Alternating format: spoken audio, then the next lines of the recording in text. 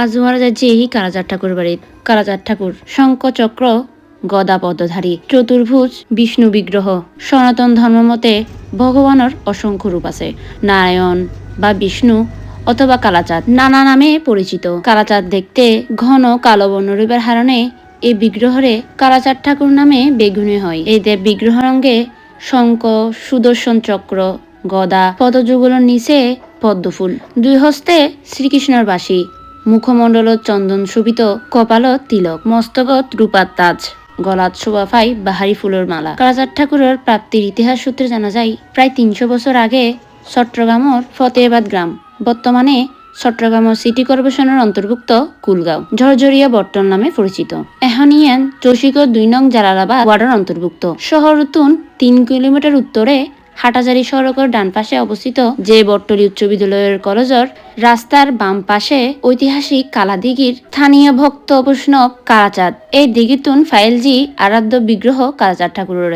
জঙ্গলাকীর্ণ এই দিঘি পুরা গ্রাম আশেপাশের এলাকা অনেকে এরে সাইঙ্গুতু। তৎকালীন সময়ের মধ্যে হালাজারের বেশি প্রকোপ আছিল। ইবেলে রক্ষা হইবার বেগুনে মানুষ করিয়ারে এই দিঘির সাইঙ্গুতু। আর এই সাইঙ্গরানোর পরে বেগুনের অসুখ সারি যেত। লোকমুখে হতা আর কি। অনেকে তো দূর দূরান্ত তুন বোতলত গড়ি ফানিও নিয়ে যেত। বর্তমানে শিল্প প্রতিষ্ঠানের দূষিত পর্যায়ের কারণে হারা দিকের জল এখন দূষিত গিয়ে হতে গেলে দিঘির কোনো চিহ্নই নাই। দিঘি নাকি ভরাট গড়িয়ারে নির্মাণে যে সীমানা প্রাচীর। বৈষ্ণব কালাচাঁদ একদিন স্বপ্নের মধ্যে দেখি যে তুই দিঘির ধারত নিম বৃক্ষর নিচে প্রতিদিন কীর্তন করো, তবে দেখিবে লক্ষ্মীনারায়ণ তোমার হাসে আইব, এই দিঘিত বাসি উঠিব। যথারীতি পরের দিন ইবেরে নাম সংকীর্তন করতে শুরু করছি। এভাবে কয়েকদিন যাবার পরে একদিন সত্যি দিঘি জলরুদিদি বাসুরটি দুবো অনাকাঙ্ক্ষিত বিগ্রহ। ওই দিঘির তুন বাম হস্তে লক্ষ্মী বিগ্রহ আর ডান হস্তে নারায়ণের বিগ্রহ স্পর্শ করছি। ভুলবশত লক্ষ্মী বিগ্রহ হেবে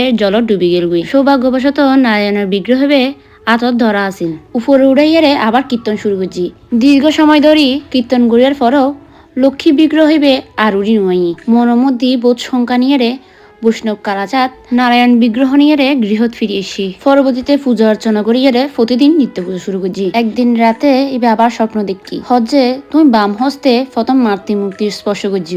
জ্বালা বলি মা ক্রুদ্ধ হইয়ে। এতক্ষণ তো মূল কাহিনী নয়, এখন বোয়াহানির মধ্যে কিভাবে এসি। ভক্ত বৈষ্ণব কালাচাঁদর নিত্য হাজে আসল যে বিগ্রহ সেবা করন। এর মধ্যে একদিন তার স্বপ্ন যোগে আদেশ যে আরে হাওলা গ্রামত প্রতিষ্ঠা কর। বর্তমানে ইয়ান পোপাদি ইউনিয়ন মধ্যে ফৈজি। এ হত নিয়ে তার মনত ফরে যে রে রামহরি আচার্যর হতা। রামহরি আচার্য আর বৈষ্ণব কালাচাঁদ দুজনেই সম্পর্কে গুরু শিষ্য। ইন্দিতে রামহরি আচার্য এক রাতত আরে বৈষ্ণব কালাচাঁদর গৃহতুন একই রকম স্বপ্নাদেশ দবে বানিয়ে নিজে তোমার হাসে নিয়েও আর পরম ভক্ত কালাচাঁদর নামেই আর নামকরণ করি এর পূজা করো। পরের দিন উৎকণ্ঠিত রামহরির গৃহতুন বিগ্রহ আনি হাজিরই ভক্ত কালাচাঁদ। তারে দেখি অবাক হয়ে যে রামহরি আচার্য। দুজনের মধ্যে ভাব বিনিময়।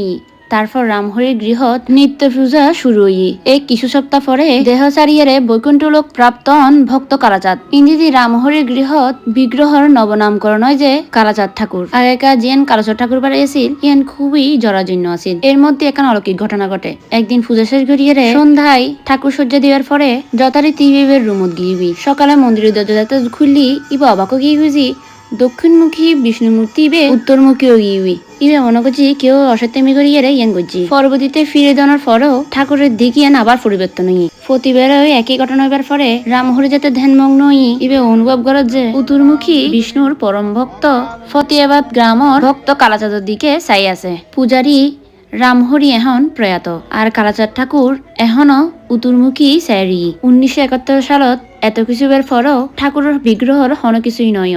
যারা এরা এক মনে আই ইতার আশা অবশ্যই পূর্ণ হয়। ঠাকুরের মন্দিরের সামনে লেখা আছে যে অপুত্রকে পুত্র পাই কালাচাঁদ বরে, নির্ধনের ধনদাতা অশেষ প্রকারে, অন্ধজনে পায় চক্ষু সুখিহীনী সুখ, অনাথেরে করে দয়া না করে বিমুখ। এরে যারা এক নিয়তে ইতার হনদিনও হালিয়াতে নফিরে। আজ এলে আর ভিডিও এতটুকুই। অনতার ভিডিও কেন লাগে অবশ্যই কমেন্ট করে জানাবেন।